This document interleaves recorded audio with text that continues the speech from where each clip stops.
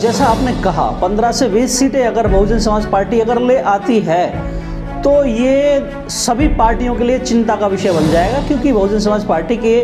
हस्तक्षेप के बिना कोई भी सरकार नहीं बना सकेगा। और सारी पार्टियां इस बात को जानती हैं कि अगर बहुजन समाज पार्टी का समर्थन हमें चाहिए तो वो शर्तें सिर्फ बहुजन समाज पार्टी की ही स्वीकार करनी होंगी, उनकी अपनी कोई शर्तें नहीं होंगी,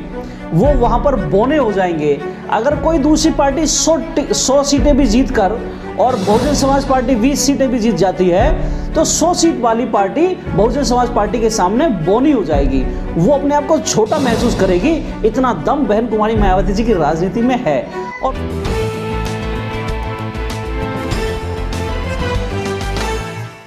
राजनीति अब देखने को मिल रही है, क्या लगता है अब की बार सत्ता में जो 2024 में सत्ता बनेगी, सत्ता आएगी, क्या उसमें बहुजन राजनीति की एक झलक देखने को मिलेगी या इन्वॉल्व होगी बहुजन राजनीति? कहने का मतलब ये है कि जिस तरह से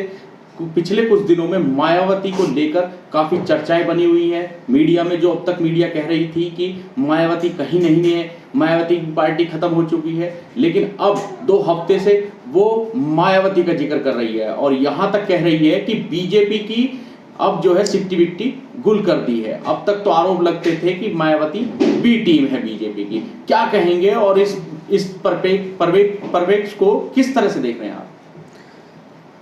सर्वप्रथम मैं दर्शकों को जय भीम करता हूं और आपका बहुत बहुत धन्यवाद करता हूं कि आपने एक बहुत ही अच्छा और ज्वलंत मुद्दा उठाया है, क्योंकि चुनाव चल रहे हैं और कल वोटिंग भी होने वाली है। इसमें कोई दो राय नहीं कि बहन जी जब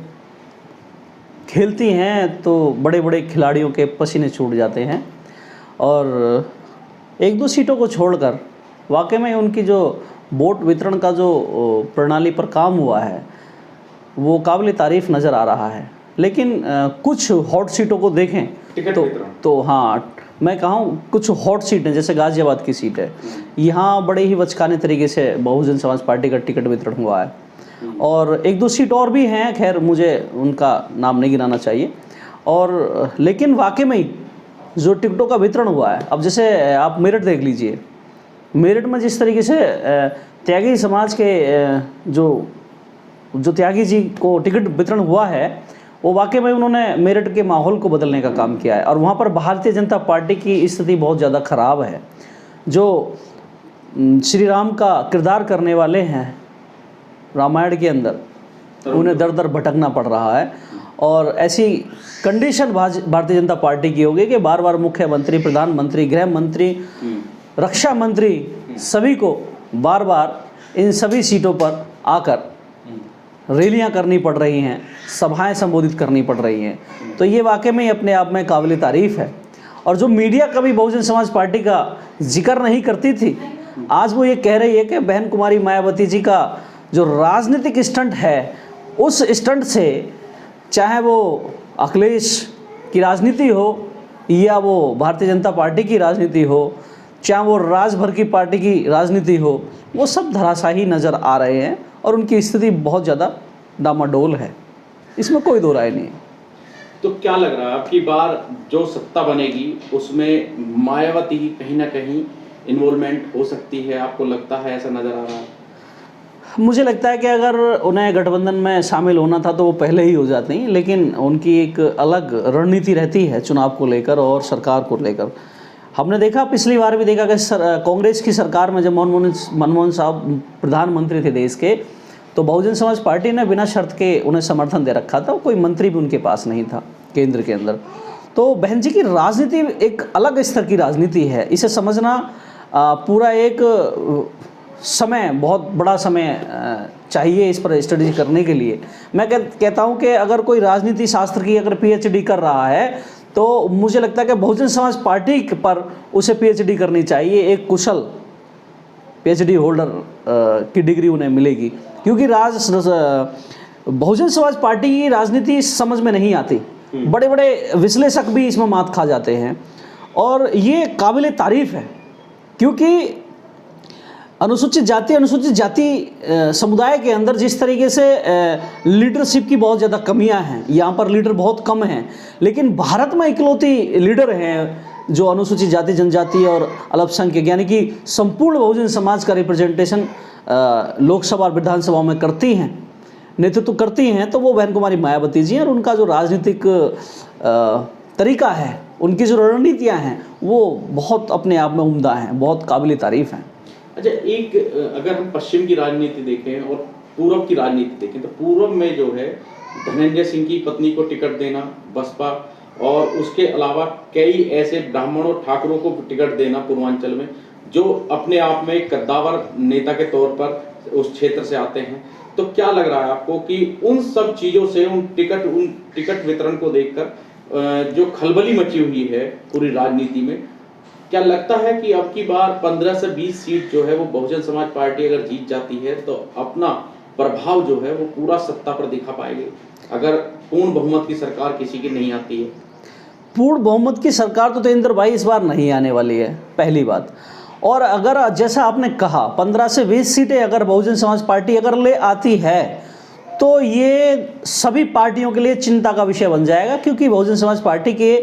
हस्तक्षेप के बिना कोई भी सरकार नहीं बना सकेगा। और सारी पार्टियां इस बात को जानती हैं कि अगर बहुजन समाज पार्टी का समर्थन हमें चाहिए, तो वो शर्तें सिर्फ बहुजन समाज पार्टी की ही स्वीकार करनी होंगी, उनकी अपनी कोई शर्तें नहीं होंगी,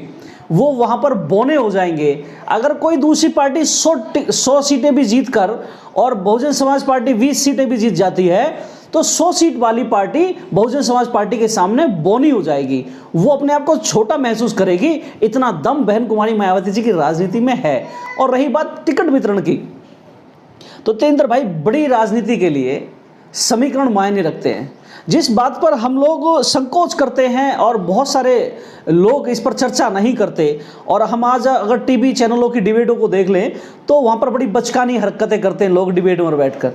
लेकिन सच ये है इस भारत का कि भारत के अंदर जो जातीय समीकरण है ना, इसे झुटलाया नहीं जा सकता। और ये चुनाव जीतने के लिए मील का पत्थर है। भारतीय जनता पार्टी ने 14 से लेकर और 24 तक जो शासन केंद्र सरकार में किया है, और जो अन्य प्रदेशों में सरकार चल रही है, चाहे वो उत्तर प्रदेश हो या दूसरे प्रदेश हो, वो काशीराम साहब के पैटर्न को फॉलो कर सरकार चला रहे हैं। क्योंकि आप देखेंगे किस तरीके से उनका जातीय समीकरण का जो टिकट वितरण का जो उनका काम है, उन्होंने बड़ी ही अच्छी तरीके से पूरा किया था। लेकिन आज वही पैटर्न दोबारा से हमें मैं इस बात को दोबारा इसलिए कहूँगा कि वो पैटर्न हम 12 में नहीं देख पाए। हम 12 में बिल्कुल बसपा के अंदर ये पैटर्न नहीं देख पाए, ना ही हम 17 में देख पाए, ना ही 14 में हम देख पाए, और ना ही 19 में हमें देखने को मिला। लेकिन जिस पैटर्न को आज बहुजन समाज पार्टी ने, यानी कि बहन कुमारी मायावती जी ने जो अपनाया है, यही पैटर्न काशीराम साहब का है।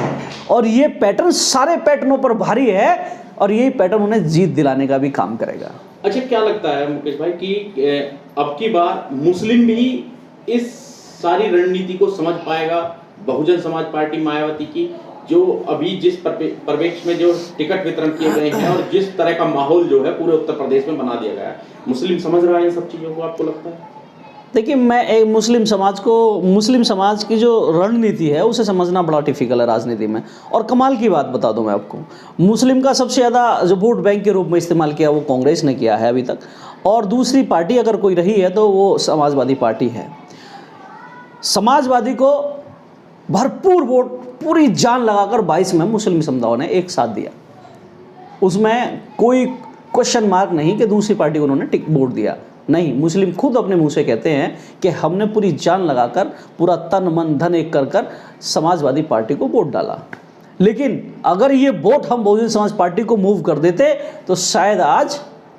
योगी आदित्यनाथ जी मुख्यमंत्री ना होकर बहन कुमारी मायावती जी मुख्यमंत्री होती। खैर, लेकिन मुस्लिम समाज को अपना जो तरीका है राजनीति का, वो खुद ही राजनीति का शिकार होते आ रहे हैं। लेकिन मुझे लगता है कि अब उनके अंदर बदलाव है, वो समझ रहे हैं कि अब हमें राजनीतिक शिकार नहीं होना है, हमें अपने अधिकारों की राजनीति करनी है, हमें अपने उज्जवल भविष्य की राजनीति करनी है, हमें अपने बच्चों को IAS IPS IRS बनाने की राजनीति करनी है, हमें देश की जो हिस्सेदारी है उसे प्राप्त करने के लिए राजनीति का, अपने वोट का अधिकार का इस्तेमाल करना है। तो मुस्लिम भरोसा जता रहा है बहुजन समाज पार्टी पे, इसमें कोई दो राय नहीं है। इस वीडियो में कही गई सभी बातें वक्ता की अपनी राय है, जिसकी पुष्टि हम या हमारा चैनल नेशन टाइम नहीं करता।